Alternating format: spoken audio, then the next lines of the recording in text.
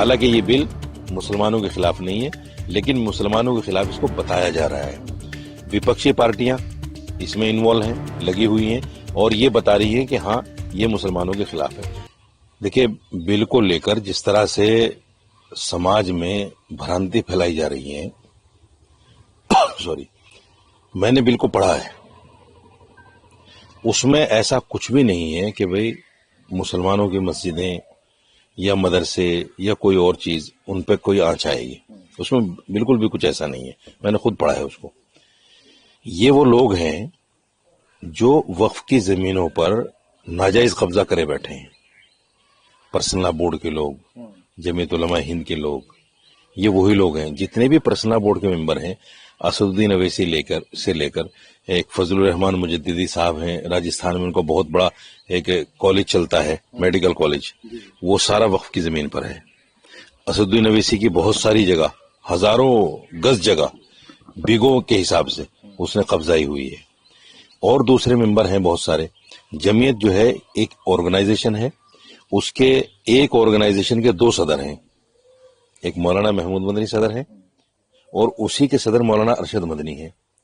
पहले आईटीओ पे मस्जिद अब्दुल नबी पे एक ऑफिस हुआ करता था, वो भी करोड़ों रुपए की जगह है, उस पर नाजायज कब्जा है, बोर्ड की जगह है। फिर इन्होंने 1 बीघा जगह आईटीओ पे थोड़ा सा दूर हटके, जहां पैर रखने को जगह नहीं मिलती, 1 बीघा जगह वक्फ बोर्ड की फिर इन्होंने कब्जा ली और जमीयत उलमा के नाम पे। तो ये वो लोग हैं जो वक्फ की जगह कब्जा करे बैठे हैं। इनको डर लग रहा है कि सरकार ये जगह हमसे न छुड़वा ले। अगर आप इतने ईमानदार हैं तो आपको तो पहले ही जगह वापस करनी चाहिए कि भाई हम ये जगह वक्फ बोर्ड को देते हैं। अगर आज का सर्किल रेट के हिसाब से उनका किराया लिया जाए तो एक जगह का 10 लाख रुपए महीना होगा कम से कम। इतनी प्राइम लोकेशन है। पुलिस मुख्यालय जो हुआ करता था पहले, उसके बिल्कुल बराबर में मस्जिद अब्दुल बिल्कुल चौराहे पे है, ऐसे ही वो दूसरी जगह है। तो ये वही लोग हैं जो जानबूझकर मुसलमानों में भ्रांतियां फैलाकर अपने आप को बचाने की कोशिश कर रहे हैं। हालांकि ये बिल मुसलमानों के खिलाफ नहीं है, लेकिन मुसलमानों के खिलाफ इसको बताया जा रहा है।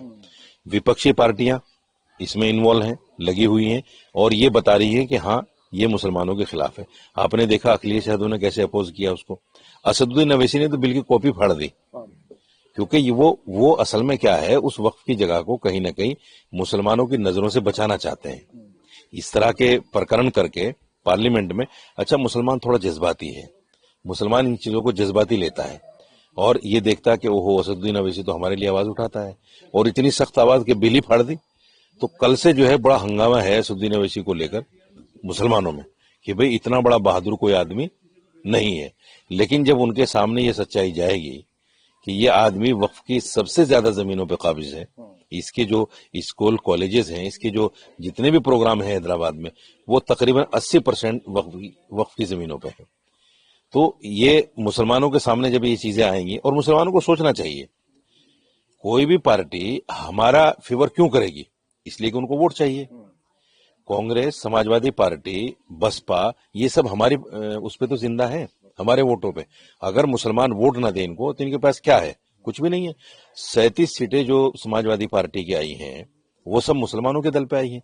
और ये समझिएगा कि यादव ने खुद उनको वोट नहीं दिया, यादव ने वोट नहीं किया यूपी में, मुसलमानों ने भर भर के किया है। आप दिल्ली में देखिए, दिल्ली में जितनी सीटें केजरीवाल को आई हैं वो 74% जो मुसलमानों ने वोट किया है उसकी वजह से आई हैं। नहीं तो अगर ये मुसलमान वोट नहीं करते उसको तो 0/0 हो जाता। तो ये सारी पार्टियां मुसलमानों के दम पे जिंदा हैं। हाँ, एक चीज बिल को लेकर मुसलमान किसी भ्रम में न रहे, ये बिल मुसलमानों के खिलाफ नहीं है। मैं भी इस बिल के खिलाफ था, लेकिन जब मैंने बिल को पढ़ा तो मुझे कुछ इसमें नहीं लगा। देखिए, वक्फ संशोधन बिल ये नया नहीं है और इससे पहले भी कांग्रेस की गवर्नमेंट थी तो उसमें भी 4 से 5 बार संशोधन हुआ, और ये 100 साल पुराना बना हुआ कानून है, कोई नया कानून नहीं है। ऐसे ही वक्फ में भी आज मोदी साहब की गवर्नमेंट है, उनकी गवर्नमेंट में संशोधन हो रहा है, तो जरूरत थी इसलिए संशोधन हो रहा है। तमाम जमीनों का सही इस्तेमाल किया जाए और जायज तरीके से होने वाली आमदनी गरीब कमजोर मुसलमानों पर खर्चा की जाए तो पूरे भारत में एक भी मुसलमान गरीब नहीं मिलेगा। भारत के मुसलमानों की किसी भी बिल का या किसी भी प्रोग्राम का विरोध कौन लोग करते हैं? यकीनन वो लोग करते हैं जो इस मुल्क के खिलाफ हैं, जो इस मुल्क की तरक्की को रोकना चाहते हैं। किसी भी मामलात को उठा के देख लीजिए, यकीनन वो काम जो मुल्क की तरक्की के लिए हो रही है उसके अपोज बहुत सारे लोग खड़े होंगे और उसकी सपोर्ट के अंदर सिर्फ वही लोग खड़े होंगे जो मुल्क की तरक्की चाहते हैं। तो तरक्की, आप कह रहे हैं तरक्की की बात करें, लेकिन वो तो कह रहे हैं कि जो है मुसलमानों की ज़मीनों को हड़पने की कोशिश की जा रही है, मुसलमानों को जो है दबाएंगे बाद में। अभी तो जो है ज़मीन को छीनने की कोशिश कर रही है सरकार को घेरने की कोशिश कर रही है। अवेयरनेस की कमी है। उनको चाहिए कि एक बार जो ये बिल आया है, जो इसका मसौदा तैयार हुआ है, उसको पढ़ें। उसके अंदर क्लियर लिख दिया गया है कि ना मंदिर, ना मस्जिद, ना मदरसा, ना कब्रस्तान, ऐसी किसी जगहों को ना छेड़ा जाएगा, ना लिया जाएगा, वो सेम रहेंगी। ये मसौदे के अंदर क्लियर लिखा गया है। और अभी 3 दिन पहले किरण रिजिजू जो हमारे माइनॉरिटी अफेयर मिनिस्टर है, उन्होंने भी मीडिया को बाइट देके क्लियर कर दी है ये बात। तो ये वो लोग हैं जो इस तरीके का भ्रम फैलाकर मुस्लिम्स को वर्गला रहे हैं।